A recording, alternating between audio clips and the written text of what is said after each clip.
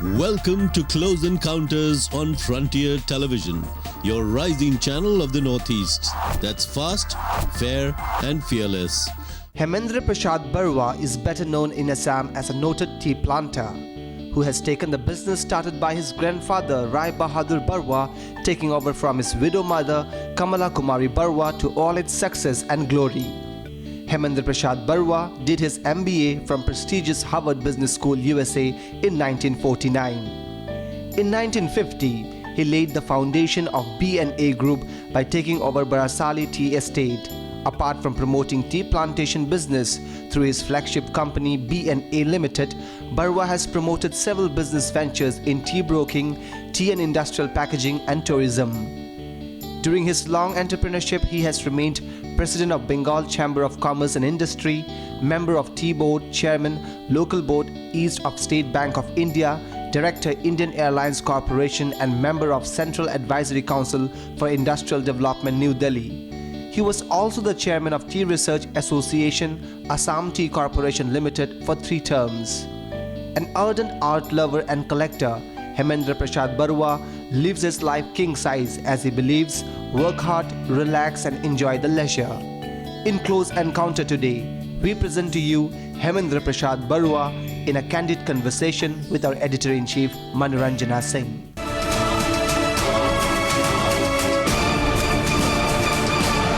From MBA at Harvard University to tea, and from tea to politics. From politics to being considered now for the country's top honor. Our octogenarian tea planter, Mr. HEMENDRA Barooah, has indeed come a long way. Welcome today to the set of Close Encounter. Namaskar. Sir, after studying business administration at the Harvard University, what prompted you to take up tea plantations in Assam? What brought you back to your own soil? Tea is my ancestral business. My grandfather, Rai Bahadur Barooah, was the pioneer of the plantations in Assam. After him, my father, Rai Bahadur Prasad Barooah, succeeded him. On my father's death, my widow mother, Kamala Kumari Barooah, was looking after the business. After completing my education, I had to take over the charge of business from my mother. So you said that you got into the business of tea because it was ancestral business. But my question to you is, what convinced you? What brought you back? I mean, you could have been in the business of tea for a while, you could have got bored, come out of it, but what kept you going? What kept you convinced that you will make a living out of tea? I had to go to tea because my mother was alone and she had she was looking after me when I was still in college and other places. And when I came back, I had to take over straight away. So I had to run the tea gardens. But your mother, your ancestral business convinced you that you were going to be in tea, and you were convinced that you are going to make a living out of tea. And that's where your future lay, and you never decided to change that one decision. That's right, because if I didn't do the work, my mother could not have been carrying on actually. So I had to do that. So you had little option but to carry on. Originally I had an option. I thought that I'll stay back in America. But soon after I realized that my mother was alone and my other children were yes, they were also very small. So without me, they could not have run the company. Yeah, but throughout these 50 years of tea plantations, did you at no stage of it decide that you wanted to do something else as well? Oh yes, not only tea. I've done a lot of other things actually, other businesses. Now we have got at least about 6 or 8 types of business and all that. I see. So that was the diversification that you went in later. Yeah. Once the tea was done, and I had a lot of people, like one other one, they are running the tea garden now. I don't have to do it now. I'm going into new things. For example, I just started doing a golf course. and I don't feel play golf. But I thought that it would be a good business, and I had done that. This is about 2 years ago, something like that. The one that was inaugurated by the Chief Minister. Yeah.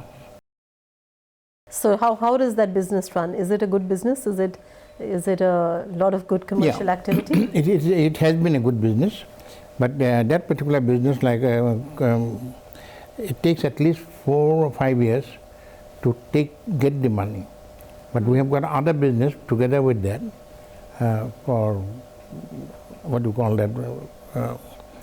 People come and stay here and stay in those bungalows and all the. That's what they call these days as tea tourism. Yeah. So that's right. they call it golf tourism. They call it tea tourism. When people come to play golf, they use other amenities, and so there's diversification. It is golf tourism. You're quite right. Yeah. Right. So that's the new thing that you started. But did you ever consider setting up businesses abroad? Since you were educated abroad, you did your MBAs there. You had a base in America. No. Did you ever consider that you would do projects overseas? No, I did not. And why is it so? Well, our business is not a huge business, and in India itself, it's enough for me actually. And now I'm getting old, no, not having something else in America or somewhere else. Right. But you don't look as if you have the spirit of going old. You have the spirit of moving ahead and a very youthful spirit. I've got spirit, but that doesn't make me younger. So I still do things here, but not abroad. Right. So there's so much that brought you back to the state of Assam. What do you think has been your contribution to Assam, and what has been Assam's contribution towards your success? Well, I must say that the country, Assam, and I'll say the Bengal also, they have given me a lot of things actually, and you will get a list of it. In Bengal, certainly in Calcutta and all that, they took me up and in various things and all that. I was just reading about what I did. I can't remember anything actually, but it's all in writing. So there's a lot you feel that Assam has contributed and given you, and there's a lot that you have given to the state and its people. And I should say that Bengal also has done that to me. Yes, and you have made Calcutta your base. Yes. Why is it that you chose to make Calcutta your base? Oh, there's a very good reason. Originally I had it in Assam, but then there was a thing called Alpha. When they came and stopped everything, they were killing people, doing that, and I could not run my business in Assam. So I had to go to Calcutta and started my business over there. So you continued to run your tea business, but you decided, because of the law and order problems, to base yourself outside of Assam. Mm-hmm.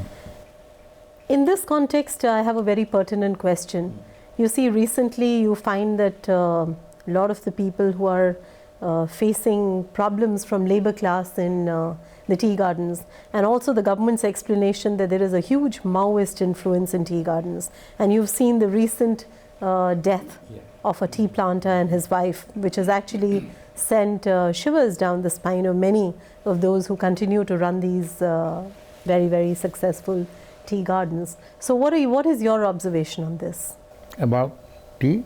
About the law and order problems in currently in tea. Law and order, naturally it is going all over. And it was not so in Assam for some time, but now it is coming up again. So far, we have not suffered for it. But in small places, people have suffered, like what has happened in the latest thing, you know. And twice actually in 2 places. But when I think about it, it was not the fault of the people who killed them. It was the people, two groups of people, not groups of people, two gentlemen with wife and all that other also. They did something actually, they were responsible for it. they were responsible for it, and these other people, of course, poor people as well as probably they was drinking and all, they killed these people. You said that 2 other groups were responsible for this. No, not at all. It was because two gentlemen in his business, they did something. They were very, what is the word, that they were very rough and rude on the people who were working. Okay. Oh, you mean people who were hired by the tea planter and his wife? No, not even hired. These people are, let's say 2 groups of people. They were rich, reasonably rich, but they were very badly sort of treated them, very badly treated them. And they're poor people, and they got out of it actually, to kill them actually. It was absolutely unnecessary for them to do that. But as a tea planter yourself, Hemendra, do you see that, this has created tension amongst tea planters? That they are afraid, that they are today skeptical. They are also skeptical about the fact that the police in the state failed to